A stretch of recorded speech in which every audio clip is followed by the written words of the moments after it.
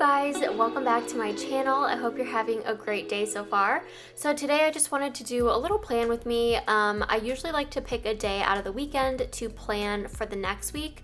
So that's what I'm going to do today, just update my agenda, plan for next week, and create a daily plan for Monday. But before I get started, I just wanted to share a couple new pieces that I got from Ana Luisa. I got 2 rings and a pair of earrings. So the first ring I got is the Wiley ring, and I love how simple it is. It's simple, it's bold, kind of minimal, and it's a great staple piece to have in your collection. I have a few rings kind of in this style, but I liked this one because it's a little bit thicker, so it's more of like a statement ring, but super cute. I also got the paisley ring, which is one of my favorites in my collection. It is so cute. It's super dainty and delicate. So if you like jewelry pieces that are just a little bit more dainty or smaller, this one is perfect. It's so cute for stacking too. You can pair it with other rings, but it also looks really sleek and pretty by itself. And then I also got a pair of earrings, and I saw my sister wearing a pair like these, and I found these on the website. They were pretty similar, so I decided to get them, and they're super cute.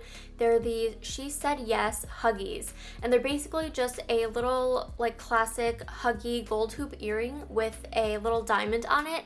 And I just thought they were really cute, but also minimal and classy, so I decided to get them, and I really like them. One of the things that I love about this company is their level of transparency. They're 100% water and carbon neutral, and they're socially responsible. All of those details about their impact on the environment and their sourcing is all available to the customer on their website. So definitely check out Ana Luisa. They're just a really awesome company. They make gorgeous jewelry pieces.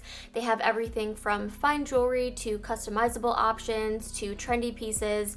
So you can find anything for pretty much any occasion. And they're having a huge sale right now. It is buy one, get one 60% off if you use the link down below. I also have a coupon code with them. It's MaddiePlans10 for 10% off for future use. So if you're in the market for some new jewelry for the holiday season or for gifting, definitely check them out before the sale ends. It ends on the 29th of November.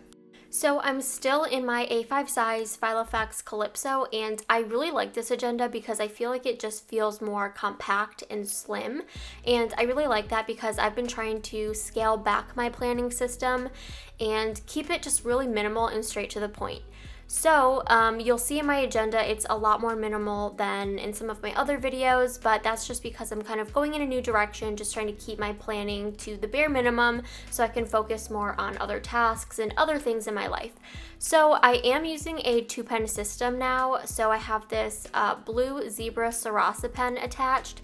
It's a 0.5 millimeter blue pen, and I use it as my accent pen, so you'll see that in my planning today. The main pen that I use in my agenda is the Uniball Signo 307, which is a 0.38 millimeter tip pen, and I love this pen. I feel like it just helps me control my handwriting better, and it makes my handwriting look neater to have a smaller nib. But the front pockets of my agenda just have some stickers that I use regularly. I have a stencil, some task cards. I have my front dashboard here, which is just my logo.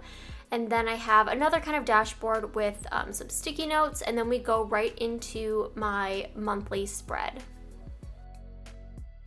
So starting with my monthly spread, I like to pre-plan my month before the 1st or on the 1st of the month. So you'll see I have a few things already in here, and then I like to go back about mid-month and check in, update anything that needs to be updated, check things off, and add any additional important dates for the remainder of the month. So I usually check my monthly section a few times a month and update it 1 to 2 times throughout the month if I need to track any important dates or if I just want to log anything for future reference. So November is our birthday month, my mom, my sister, and myself, and it's just a busy month, so I'm just kind of adding in some additional dates for the end of the month. We also got a new puppy. He is a 4-month-old boxer, so we have a lot of stuff to plan. There's a lot of things that I've been kind of keeping track of with him. But I may make a pet or puppy binder at some point. There's a lot of things that I do like to keep track of with his diet and medications and all of that type of stuff. But for now, all of that is just going straight into my personal calendar. So now I will move on to my weekly plan. So I'm gonna plan out next week as much as I can. I like to have my week as planned out as possible. That way when I arrive on the week, I have something to kind of guide me and go off of. So that's what I'm gonna do now. And I personally like to take my inserts out when I plan a week.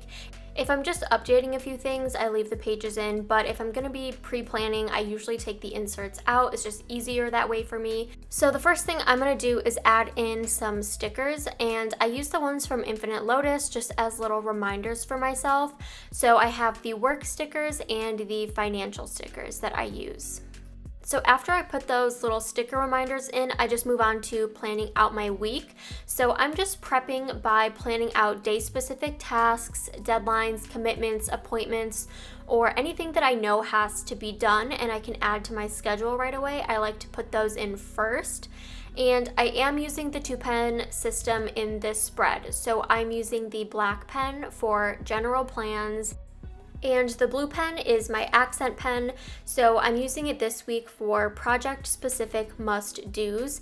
And I like the contrast of the two colors. It just helps me get a better visual of my week, and it gives emphasis to important specific tasks. So that's how I'm using it, but you can just use one color pen throughout your plans, and you can use a symbol key, you can highlight or use stickers. But that's the balance that I've found works in my agenda, is to split up tasks between personal and work, but keep them on the same schedule. I have tried in the past to use separate planners for work and personal, or separate sections in my planners, and it just kind of depends where I'm at in life. And right now it's easier for me to just check one area, one spread, and see what I have to do. And I'm also using this stencil to create little checklists throughout my week. So I personally like to set myself up with checklists because I get so much satisfaction from checking things off once I start completing things throughout the week. So I like to use a stencil, but you can also use stickers, or you can just check things off. You can highlight things that you've done or just cross them off completely.